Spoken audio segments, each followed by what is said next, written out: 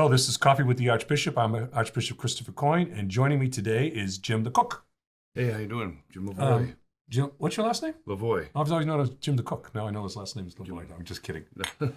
Jim, how do you take your coffee? Black right now, but I usually like cream and sugar. Okay. But recently I've been doing sugar-free cream. Okay. Now I brought Jim on for a couple reasons. First of all, he's a Boston sports fan, except for the Patriots. He's a Giants fan. So I brought my TB12 bubblehead, except it's Tampa Bay TB12. I didn't want to do the Patriots TB12 because I thought that was kind of rubbing it in a little bit more. Although the Giants did beat the Patriots twice in the Super Bowl, so I get it. And then Jim also works here at St. Thomas Seminary and also at the Archbishop Coyne Residence for Senior Priests. And he's one of the people that just does a lot of good works around here. I'm trying to just be meeting different people, letting people get to know the things that are going on here at St. Thomas Seminary. So Jim's one of our cooks who basically you and Grace and you and Gordon take care of the senior priests for the most. That's your big job. And then during the week, you also help provide some lunch for the staff that's here as well. 100%. So, yeah. So you're a Red Sox fan, though. Big time Red Sox fan. Okay, but Jim, you know that I divorced the Red Sox in 1986. Yes, I went to the divorce proceedings. Did you go through PTSD after that too? No, I did not. I was too young. Okay. Oh, can't believe you just said that to me. You were too young. No, it was high school. Okay. Yeah, but that's when. If anybody wants to know, that's when Bill Buckner, the ball went between his legs, and we lost the World Series. I was just devastated. I said, I'm never going to play. So I don't follow the Red Sox anymore. But I don't follow any other team as a fan of a team. But I do root against one particular team. So I don't know whether that counts as me not being a baseball fan anymore. The Yankees? Well, I don't want to say that because I don't want to alienate all the people who are Yankees fans in the Archdiocese of Hartford. I'm sorry. I just said one particular team that I root against. Me as well. Yeah. Oh, good. Well, that's because you're a Red Sox fan. Yes, I have to. And then we got, of course, the Patriots. Sorry.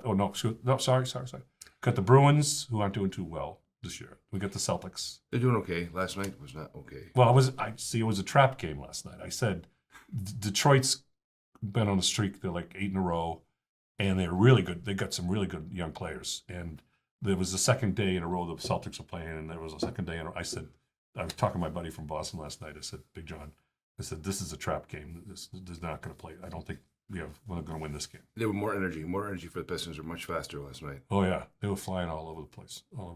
So you're one of the cooks, and we provide breakfast for the senior priests on Wednesday mornings, but the rest of the time they have like a continental breakfast. But then for the 15 to 16 senior priests that come in, you provide lunch and dinner 7 days a week between the three of you. 100%. Yeah. How did you start out as a cook? In high school. Okay. In high school, I took a vocational class, 2 years, junior and senior. Then I spent 4 years in the Army as a cook. Then I went to the Culinary Institute of America for 4 years as well. From 92 to 93 was a 2-year course. Wow. So you were part of the CIA for 4 years. 2 years. It's a 2 year straight, no time off or anything. Oh. 21 months. All right. So you were kind of like deep into the CIA. I guess so. For 2 years. And then you left the CIA.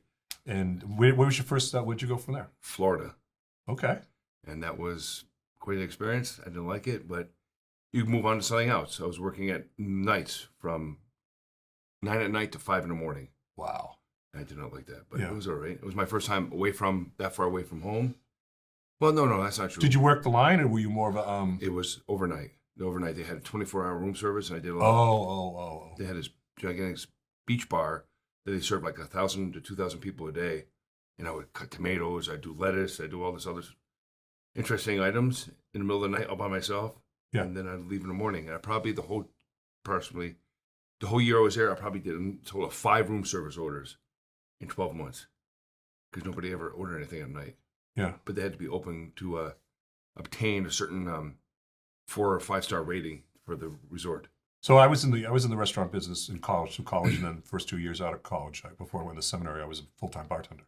But I also meant that I also worked, coming in and out of the kitchen, I saw the work that the guys and the girls, the women did, and all. I became friendly with a lot of stuff. That's tough work, working a restaurant line. Yes, that's why I like working here so much. I don't have to have super late nights. I don't have to work 65 hours a week. So then you came back from Florida, back up to New England. I went back to New England. I worked at a place in Vermont called the, oh my God, I forget the name. I worked there for about 6-7 months and I left.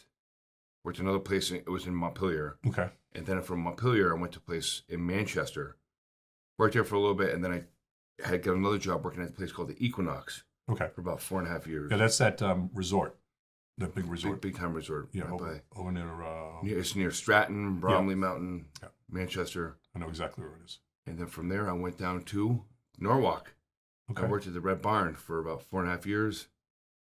Then I muddled around New Hampshire for a little bit, and then I came back here to Connecticut, where I've been ever since 2007. Nice, and we're very. I mean, I'm glad that you're here because you and the other cooks, you do great work. I'm very proud of working here. I love it very much. I've been Catholic my whole entire life, so doing something like that is a blessing. Now, the one thing that I thought was nice. We have for Christmas we had a little bit of a Christmas gathering, but we started out in the chapel, and you were part of the Rosary. Yes. And when you go, and I knew you were Catholic, because we talked and all this other stuff. But when you got up, I couldn't miss you because you were wearing this like bright Christmas sweater, wasn't it?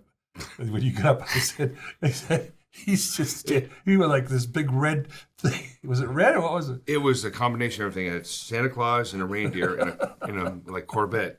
And then he gets up and says, "Third glorious mystery." Santa Claus is coming to town. Our Father who art in heaven. I just want here in the St. Thomas Seminary and other places, but all around the Archdiocese, there are people like you that are in the background that are just doing great work and and helping to maintain the church at its foundation. St. Paul says it doesn't matter what part of the body you are; that we're all one, and each part has an important role to play. And so I appreciate the fact that I can come in to lunch on Monday through Friday, and I can also. Well, remember I was sick. We called over and said, "Can you get some send some soup over?" I don't know whether that was you or Gordon. Somebody gave us some soup over, so I was, I could just appreciate it. And we have a small connection back in Vermont, where I grew up. There, you were the bishop of Vermont. I was the bishop of Vermont, and every once in a while you go back there yourself. Yes, I go visit my cousin. Fondly. Which one? Father Justin Baker. Oh, that's right. That's right. I forgot that Justin Baker was your cousin. A little bit different. Yeah, but he also has a lot of people love him. He's a great pastor. Well, thank you for joining me today, Jim. You're very welcome. I hope I didn't take you away from cooking eggs or anything No, like that.